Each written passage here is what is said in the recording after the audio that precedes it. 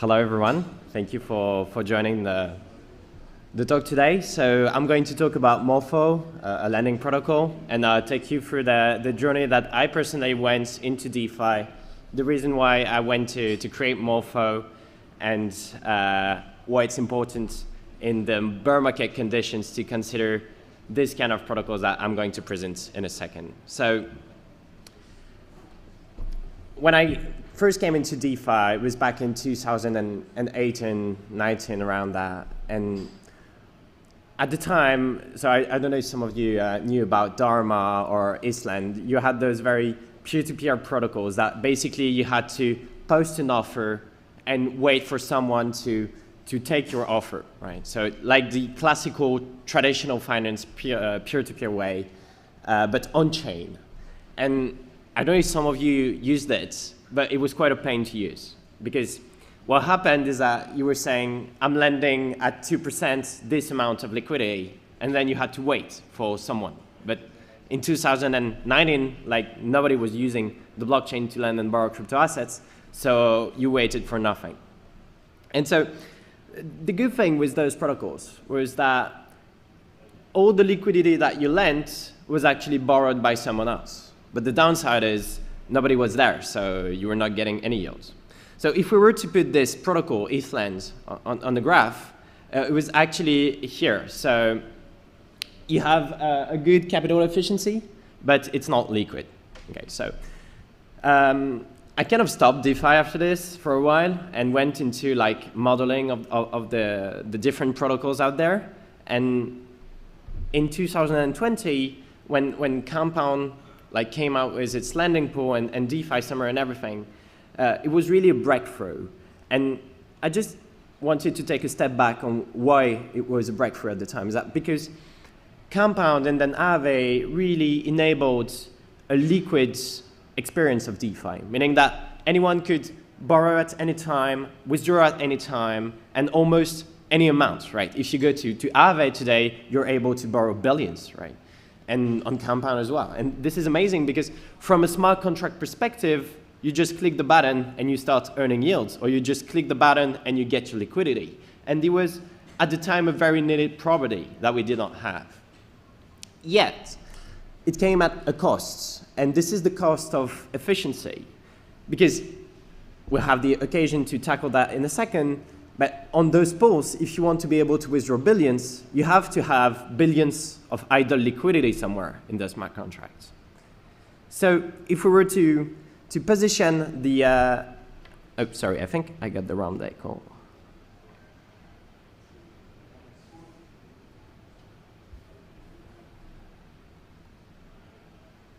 Okay, never mind. So if you go to Compound website, for example, you'll notice that you have a huge spread between the lending side and the borrowing side. So if you try to lend money, you most likely get 1% APY, while if you want to borrow money, you'll be more on the 3% APY range.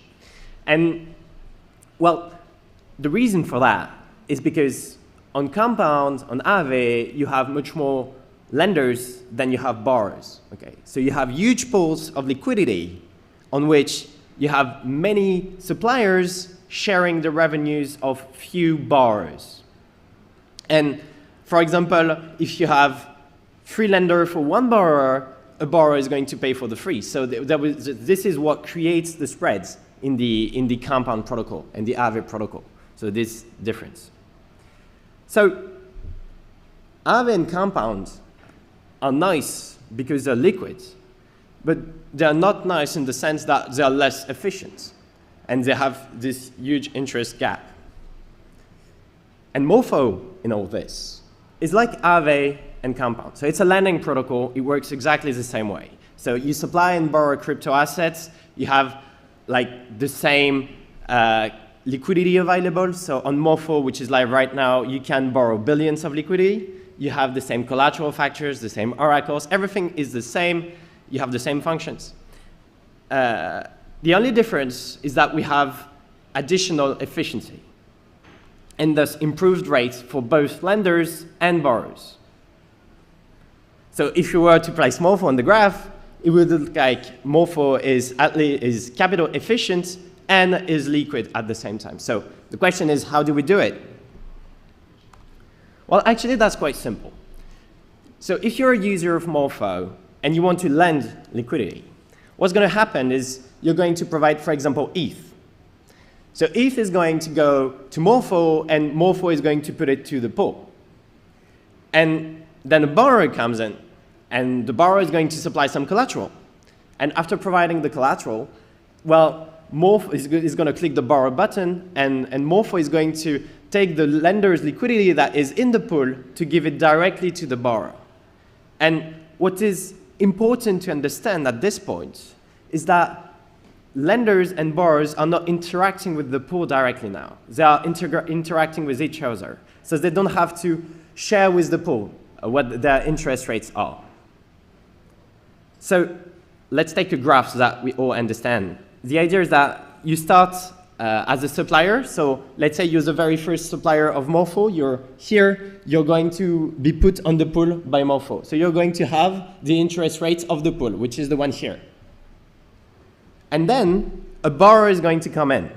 Okay? And as we said, Morpho is going to take the liquidity from Compound and is going to match it with the borrower. And there, they are peer-to-peer. So they can have a rate which is independent from the rates of the pool. And here what's going to happen is that Morpho is going to put the rate that is here in the middle. And that is, for both parties, is going to be better. So it means that the lender is going to have more yield, and the borrower is going to pay less. And at some point, someone of the two parties want to leave, right? For example, I was lending capital, and I want to get my capital back. So what's going to happen in that scenario is that Morpho is going to disconnect the lender and the borrower and have the other party fall back to the underlying pool. So this is what's happening here. So Morpho is an academic and research-based project that we've been working on for more than a year and a half now. So we're publishing papers. The first of them is a white paper with like all the vision and everything in it. I suggest that if you're interested in learning more in like the mechanics of the protocol, you should just take a quick look. It's called like whitepaper.morpho.xyz. It's quite an easy read, to be honest. And now what I wanted to tackle is a specific property of Morpho that enables Morpho to scale with its underlying blockchain. But before that, I think it would be probably interesting to make sure that everyone has understood the protocol. So if you guys have questions, maybe we can take some of them now. So do you have questions or for the protocol specifically?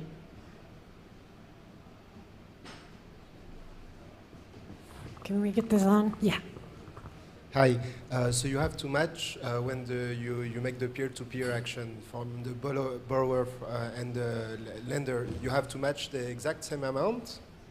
Yeah, okay. So in Morpho, you don't need to match the exact same amount. We're matching liquidity and not users.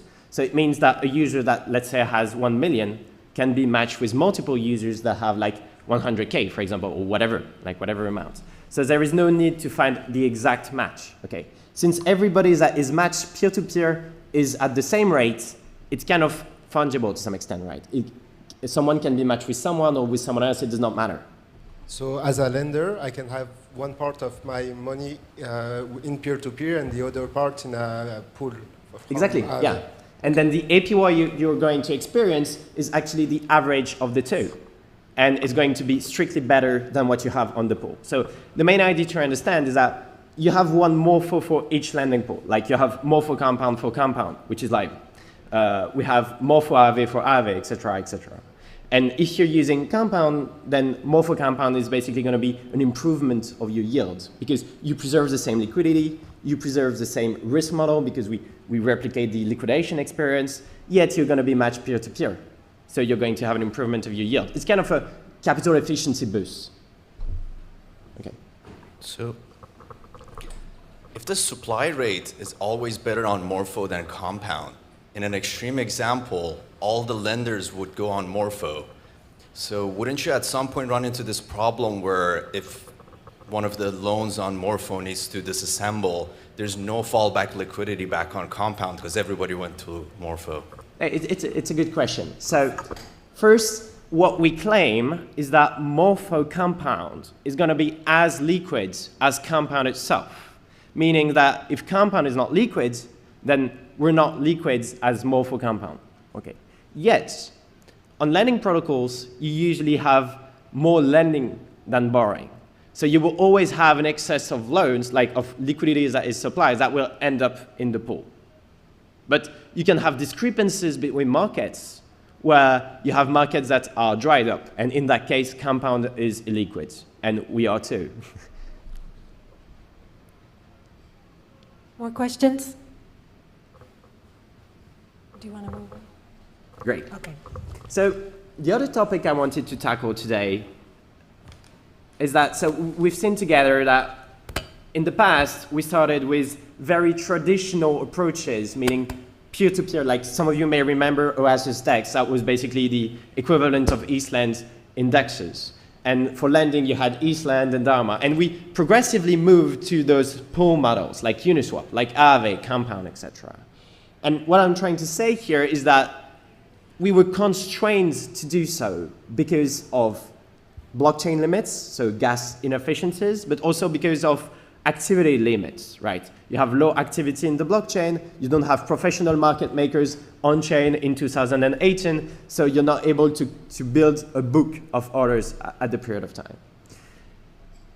And I wanted to make an analogy that, so we built those pool protocols that turn out to be less efficient than what could a book be, and to reflect on the gas consumption of those protocols. I just showed here the size of a block and the space that it takes to execute an algorithm that is based on the pool or an algorithm that is peer-to-peer.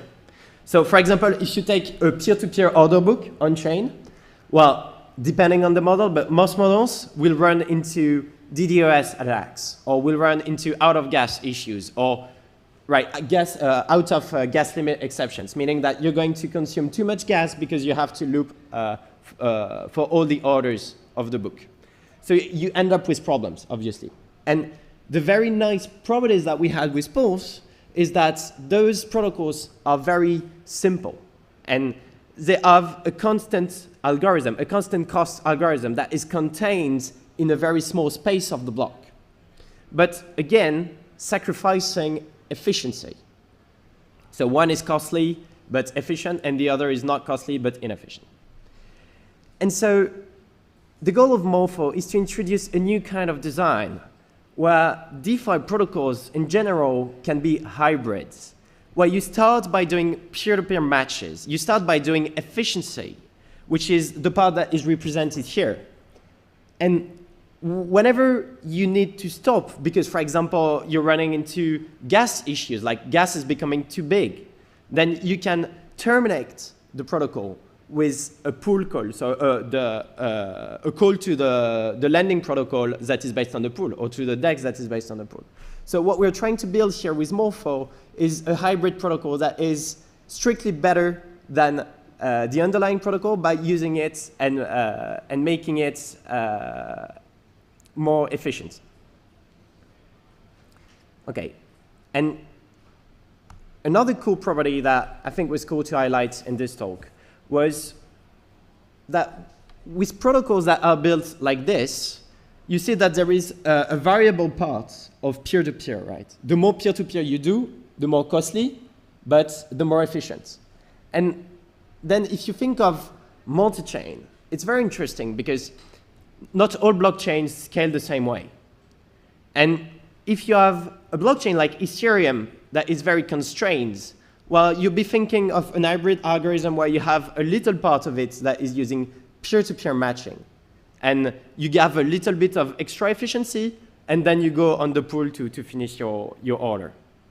But as blockchain keeps evolving, you could imagine that the part of peer-to-peer matching that is done is bigger and bigger, thus enabling more and more capital efficiency.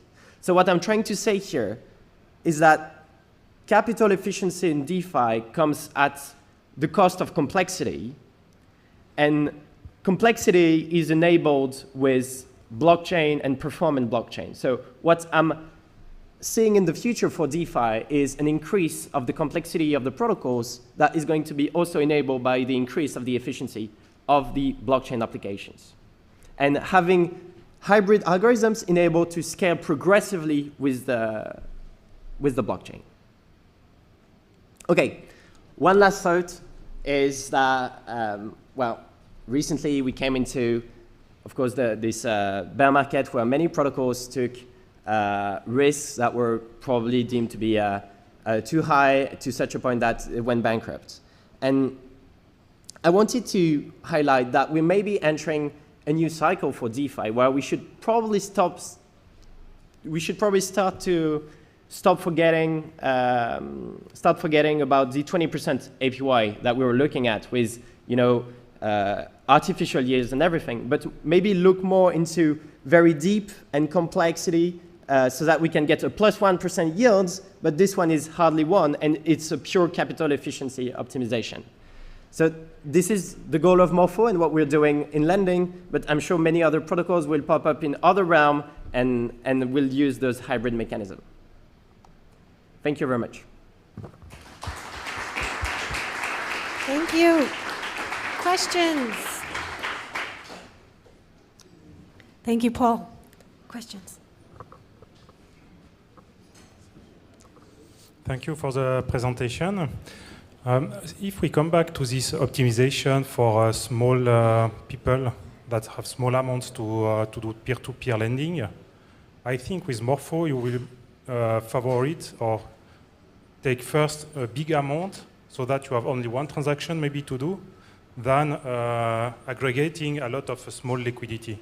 Yeah, that's a very good point. So in order to, so this is about probably this part where we're doing peer-to-peer matches. So in Morpho, you have a module called the matching engine module where you have to decide who is going to be matched with who. Okay? And the goal of this matching engine is to optimize multiple parameters like the efficiency of the protocol, but we have also in consideration the gas costs. And indeed, if you have many small users, then matching a 1 million guy with a bunch of $1 guy does not make sense because you'll have to do 1 million iteration in the matching engine. And this is just not going to work. So in Morpho, what we're implementing is a free heap. So it's a data structure that has a sense of ordering in such a way that the transaction have the lowest gas cost and start matching with deep liquidity first. Great. Well, we can continue this discussion outside. This room is going to be taking a break now for about a half an hour. Thank you again, Paul, for your presentation.